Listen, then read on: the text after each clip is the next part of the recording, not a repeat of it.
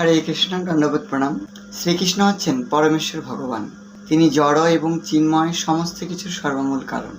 সমস্ত সৃষ্টি শ্রীকৃষ্ণের থেকেই সৃষ্টি হয় এবং শ্রীকৃষ্ণের ইচ্ছায় এই জগৎ পরিচালিত হয়। প্রত্যেক ব্যক্তি হচ্ছে জীবাত্মা এবং জীবাত্মা হচ্ছে পরমাত্মা পরমেশ্বর ভগবান শ্রীকৃষ্ণের নিত্য ও অবিচ্ছেদ্য অংশ। তাই সকলের কর্তব্য হচ্ছে পরমেশ্বর ভগবান শ্রীকৃষ্ণের সেবা করা এবং তার অনুগত থাকা।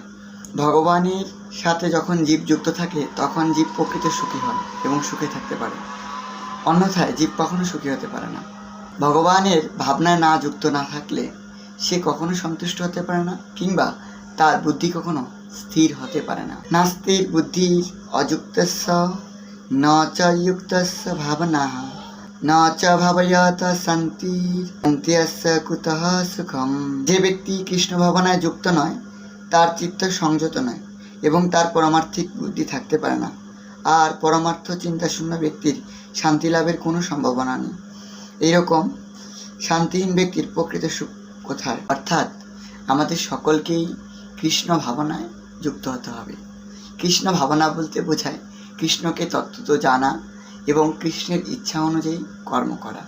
হরি বল, হরে কৃষ্ণ।